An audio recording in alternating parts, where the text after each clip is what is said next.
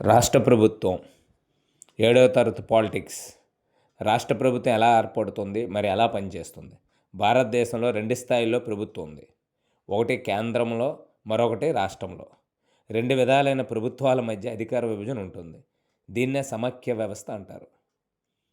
మన రాజ్యాంగం ప్రకారం అన్ని రాష్ట్రాలు మరియు కేంద్రపాలిత ప్రాంతాలు తమ పరిపాలనను స్వయంగా నిర్వహించడానికి ప్రత్యేక ప్రభుత్వాలను కలిగి ఉన్నాయి. ప్రభుత్వం 3 రకాలైన విధులను కలిగి ఉంటుంది. వాటి చట్టాలు తయారు చేయడం, చట్టాలను అమలుపరచడం, ప్రజలందరికీ న్యాయం అందేలా చూడటం. అంటే ప్రభుత్వం అనేది 3 రకాలైన విధులు కలిగి ఉంటుంది. చట్టాలను తయారు చేయడం, చట్టాలను అమలుపరచడం, ప్రజలందరికీ న్యాయం అందేలా చేయడం. రాష్ట్ర ప్రభుత్వము ఆ రాష్ట్ర పరిపాలనకు బాధ్యత వహిస్తుంది. రాష్ట్ర ప్రభుత్వం ఆ రాష్ట్ర పరిపాలన బాధ్యత వహిస్తుంది. రాష్ట్ర ప్రభుత్వం 3 విభాగాల ద్వారా పరిపాలన నిర్వహిస్తుంది. అవే శాసన నిర్మాణ శాఖ, కార్యనిర్వాహక శాఖ, న్యాయశాఖ. అయితే ఫస్ట్ శాసన నిర్మాణ శాఖ అంటే ఎవరు? గవర్నరు, శాసనసభ మరియు శాసన మండలాలు కలిపి శాసన నిర్మాణ శాఖ అంటారు. చట్టాలను తయారు చేయడం శాసన నిర్మాణ శాఖ యొక్క ప్రాథమిక విధి. గవర్నర్, భారత్లో ప్రతి రాష్ట్రానికి ఒక గవర్నర్ ఉంటారు. ప్రధానమంత్రి కేంద్ర మంత్రిమండలి సిఫార్సు మేరకు రాష్ట్రపతి 5 సంవత్సరాల పదవీ కాలానికి గవర్నర్ను నియమిస్తారు. ఒక్కోసారి 2 లేదా 3 రాష్ట్రాలకు ఒకే గవర్నర్ ఉంటారు. ఆర్టికల్ 158(3)A ప్రకారం 2 లేదా ఎక్కువ రాష్ట్రాలకు ఒకే వ్యక్తి గవర్నర్గా నియమించవచ్చు. అయితే గవర్నర్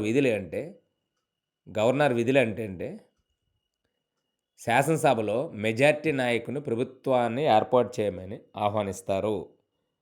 రాజ్యాంగం పట్ల విశ్వాసం కలిగి దాని గోప్యతను కాపాడుతామని వారి చేత ప్రమాణ చేయిస్తారు గవర్నర్. శాసనసభ సమావేశాలు నిర్వహించమని మరియు నిర్వాధిక వాయిదా వేయమని ఆజ్ఞలు ఇస్తారు గవర్నర్. హైకోర్టు పరిధిలో పనిచేసే అన్ని న్యాయస్థానాలను న్యాయమూర్తులు నియమిస్తారు గవర్నర్. రాష్ట్ర ప్రభుత్వ పనితీరును రాష్ట్రపతికి నివేదిస్తారు గవర్నర్. శాసనసభ, రాష్ట్ర శాసనసభ ఒక శాసన నిర్మాణ విభాగం. దిగువ సభగా భావించి సభలో ప్రజలచే ఎన్నుకోబడిన శాసనసభ్యులందరూ సమావేశమై రాష్ట్ర ప్రగతి మరియు సంక్షేమానికి సంబంధించిన వివిధ విషయాలను చర్చిస్తారు. ప్రతి రాష్ట్రాన్ని ఆ రాష్ట్ర జనాభా ఆధారంగా శాసనసభ నియోజకవర్గాలుగా విభజించారు. శాసనసభకు ఎన్నికలు సాధారణంగా ప్రతి 5 సంవత్సరాలకు ఒకసారి శాసనసభకు ఎన్నికలు జరుగుతాయి. అన్ని అసెంబ్లీ నియోజకవర్గాలకు కేంద్ర ఎన్నికల సంఘం ఎన్నికల ప్రకటన చేస్తుంది. స్వతంత్ర అభ్యర్థులు, రాజకీయ పార్టీ అభ్యర్థులు వారి మేనిఫెస్టోతో ఎన్నికల్లో పోటీ చేస్తారు. స్వతంత్ర అభ్యర్థులు మరియు రాజకీయ పార్టీలు ఎన్నికల ముందు ఇచ్చే హామీలను ఏమంటారు? మేనిఫెస్టో. శాసనసభ సభ్యుని ఎన్నిక. శాసనసభ నియోజకవర్గాల్లో ఎన్నికల నిర్వహణకు సిబ్బందిని ఎన్నికల సంఘం నియమిస్తుంది. 18 సంవత్సరాలు నిండిన వారందరూ ఆ నియోజకవర్గంలో ఓటు వేస్తారు. ఓటర్లు తమ ఓటర్ గుర్తింపు కార్డును పోలింగ్ బూత్ స్థాయి అధికారికి చూపించాలి. రహస్య ఓటింగ్ విధానం ప్రకారం ఓటర్లు వారు ఎవరికి ఓటు వేసింది తెలియపరచరాదు. పోలింగ్ పూర్తయిన తర్వాత ప్రకటించిన తేదీ నాడు ఓట్లు లెక్కిస్తారు. ఓట్ల లెక్కింపు తర్వాత ఎవరైతే ఎక్కువ ఓట్లు వస్తాయో వారిని ఆ నియోజకవర్గ ఎమ్మెల్యేగా ప్రకటిస్తారు. మెజార్టీ పార్టీ లేదా సంకీర్ణ పార్టీ నాయకుని ముఖ్యమంత్రిగా ప్రభుత్వాన్ని ఏర్పాటు చేయమని గవర్నర్ ఆహ్వానిస్తారు. గవర్నరు ముఖ్యమంత్రిచే ప్రమాణ స్వీకారం చేయిస్తారు. ముఖ్యమంత్రి సలహా మేరకు ఇతర మంత్రులను నియమిస్తారు. సంకీర్ణ ప్రభుత్వం అనేది ప్రభుత్వం ఏర్పాటు చేయడానికి రాజకీయ పార్టీలు సహకరించే ప్రభుత్వ రూపం. 2 లేదా అంతకంటే ఎక్కువ పార్టీలు ఉమ్మడి లక్ష్యాలతో ఏర్పాటు చేసుకున్న కూటమి. శాసనమండలి. శాసన నిర్మాణ శాఖలో ఎగువ సభను శాసనమండలి అంటారు. ద్విసభా విధానంలో శాసనమండలి పరోక్షంగా ఎన్నుకోబడిన వారితో పనిచేస్తుంది. శాసనశాఖ 2 సభలుగా ఉండటం. ప్రతి 2 సంవత్సరాలకు ఒకసారి 6 సంవత్సరాల పదవీకాలం ముగిసిన 1/3 వంతు సభ్యులు పదవీ విరమణ చేయగా కొత్త సభ్యులు ఎన్నుకోతారు శాసనమండలికి. అంటే ప్రతి 2 సంవత్సరాలకు ఒకసారి 6 సంవత్సరాల పదవీకాలం ముగిసిన 1/3 వంతు సభ్యులు పదవీ విరమణ చేయగా కొత్త సభ్యులు ఎన్నుకోతారు. శాసనమండలి శాశ్వత సభ రద్దు కాదు. ఎమ్మెల్సీ 6 సంవత్సరాల పదవిలో కొనసాగుతారు. అయితే శాసనమండలి నిర్మాణం ఈ కింద విధంగా ఉంటుంది. 1/3 వంతు మంది సభ్యులను శాసనసభ్యులే ఎన్నుకోబడతారు. 1/3 వంతు సభ్యులు స్థానిక ప్రభుత్వ సంస్థల సభ్యులచే ఎన్నుకోబడతారు. 1/12 వంతు సభ్యులు ఉపాధ్యాయులచే ఎన్నుకోబడతారు. 1/12 వంతు సభ్యులు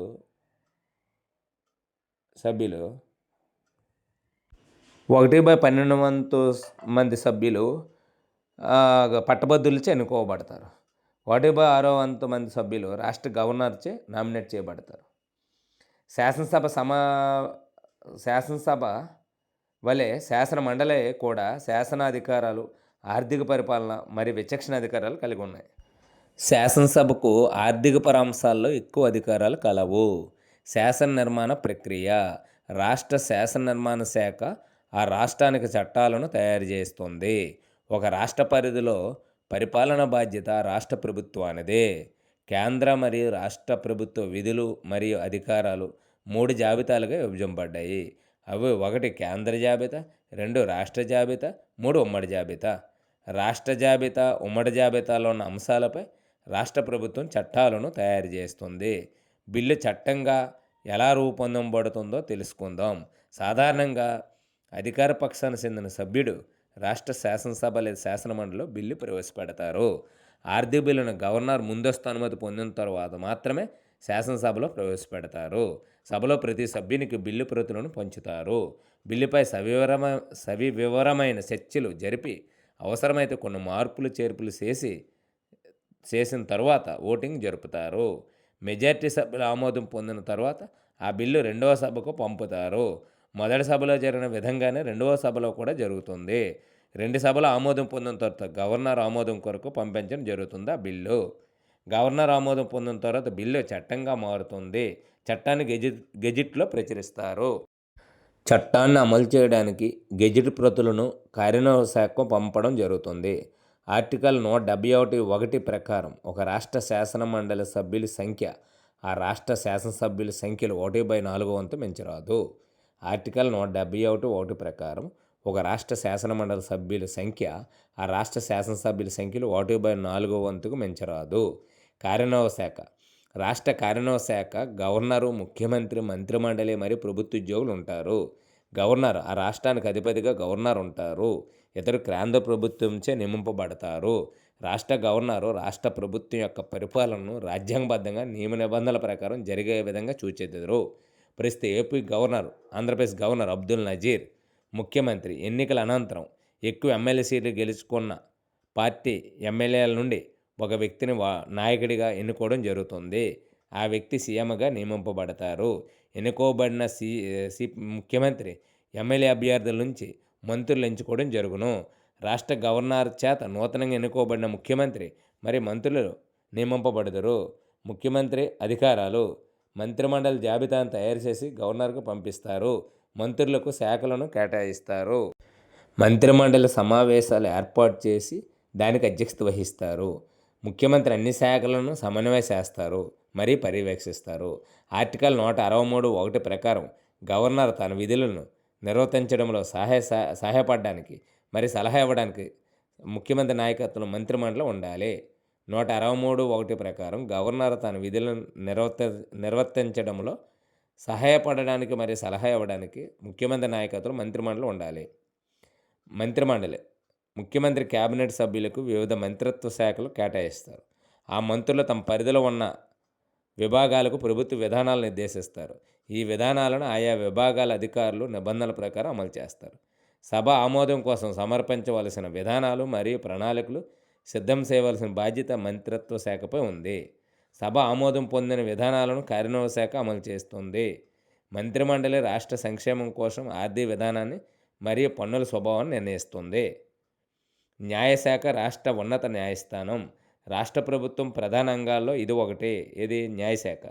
హైకోర్టు చట్టాలను వ్యాఖ్యానించడంతో పాటు వాటిని పర్యవేక్షించడం మరియు రాష్ట్రంలో చట్టాల అమలుకు బాధ్యత వహిస్తుంది. హైకోర్టు రాష్ట్ర స్థాయిలో అత్యున్నత న్యాయ విభాగం. స్వతంత్ర న్యాయ వ్యవస్థలో భాగంగా దేశంలో అత్యున్నత న్యాయస్థానమైన సుప్రీంకోర్టు కింద పనిచేస్తుంది హైకోర్టు. రాష్ట్ర హైకోర్టులలో ప్రధాన న్యాయమూర్తి మరియు ఇతర న్యాయమూర్తులు ఉంటారు. హైకోర్టు న్యాయమూర్తుల సంఖ్య అన్ని రాష్ట్రాల్లో ఒకే రకంగా ఉండదు. హైకోర్టు ప్రధాన న్యాయమూర్తిని ఎవరు నియమిస్తారు? భారత రాష్ట్రపతి. ప్రధాన న్యాయమూర్తి ఈ పదవిలో 62 సంవత్సరాల వయసు వచ్చే వరకు కొనసాగుతారు. రాష్ట్ర స్థాయిలో హైకోర్టు కాకుండా ట్రిబ్యునల్స్ మరియు జిల్లా స్థాయి, దిగువ స్థాయిలో జిల్లా కోర్టులు ఉన్నాయి. న్యాయ వ్యవస్థ ఎటువంటి పక్షపాతం లేకుండా ప్రజలు న్యాయం చేస్తుంది. సయోధ్య మరియు రాజీ ద్వారా వివాదాలు పరిష్కరించడానికి లోక్ అదాలత్ ప్రజా న్యాయస్థానం భారత ప్రభుత్వం ఏర్పాటు చేస్తుంది. సభలో బిల్లు ప్రవేశపెట్టబడి సభ ఆమోదం పొందిన తరువాత గవర్నర్ గారికి పంపబడుతుందని, గవర్నర్ సంతకం అయిన తర్వాత బిల్లు చట్టంగా మారి గెజిట్లో ప్రచురింపబడుతుంది. రాష్ట్ర ప్రభుత్వం గెజిట్ రాష్ట్రంలో జిల్లా అధికారులందరికీ పంపడం జరుగుతుంది. చట్టాలను అమలుపరచడానికి మంత్రివర్గం జిల్లా కలెక్టర్ సహాయం తీసుకుంటుంది. జిల్లా కలెక్టర్ భారతదేశంలో ప్రతి జిల్లాకు కలెక్టరు మరియు మేజిస్ట్రేట్ హోదాలో ఒక అధికారి ఉంటారు. కలెక్టర్ రాష్ట్ర ప్రభుత్వానికి ప్రాతినిధ్యం వహిస్తూ జిల్లాలో పరిపాలనపరమైన విధులు నిర్వర్తిస్తారు. జిల్లా కలెక్టర్ జిల్లా పరిపాలన అధిపతి.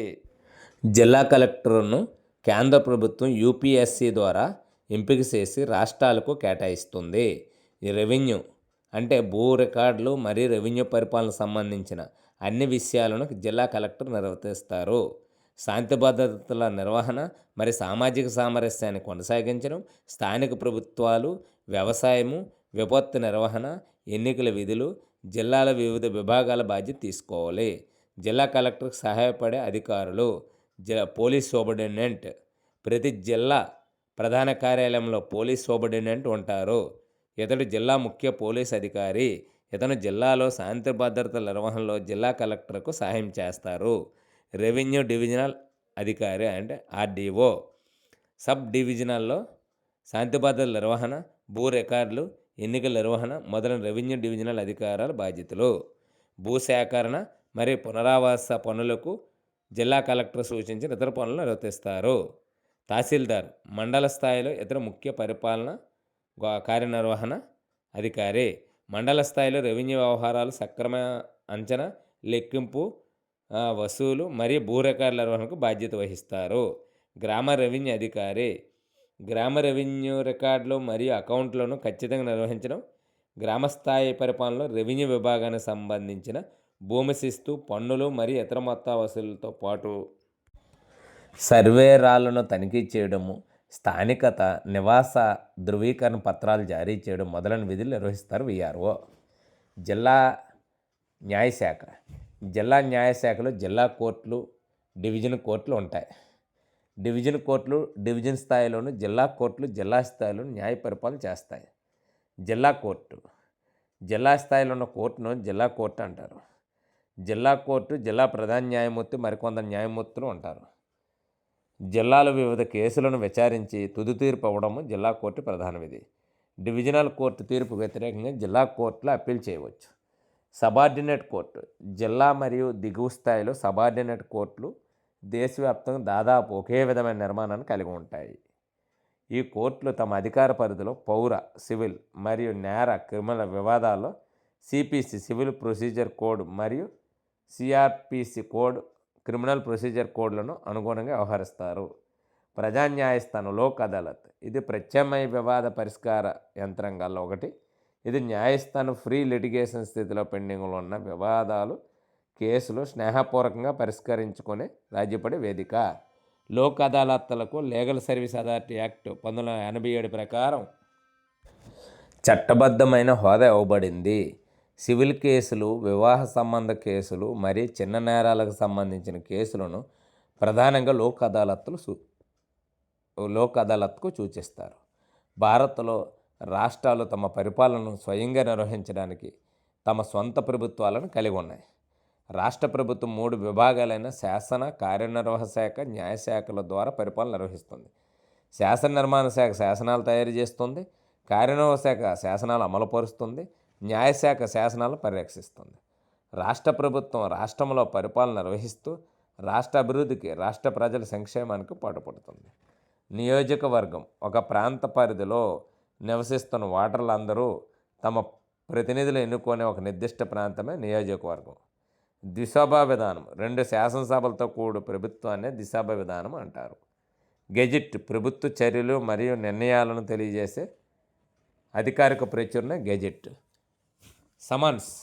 సభా సభ్యులందరినీ పరచడమే సమన్స్. ప్రొరోగ్. సభను నిర్వాధికంగా వాయిదా వేయడం. బ్యూరోక్రసీ. ప్రభుత్వ ఉద్యోగులు కీలక విధాన నిర్ణేతలుగా ఉన్న ప్రభుత్వ వ్యవస్థ. సయోధ్య. రాజీ కుదుర్చుకోవడం. న్యాయస్థానాల ప్రమేయం లేకుండా మధ్యవర్తుల ద్వారా వివాదాలు పరిష్కరించుకోవడమే సయోధ్య లేదా రాజీ కుదుర్చుకోవడం. హాయ్ ఫ్రెండ్స్, ఈ వీడియో అందరితో కంప్లీట్ అయింది. అందరూ సబ్స్క్రైబ్ చేసి, లైక్ చేసి షేర్ చేయవలసిందిగా కోరుచున్నాం.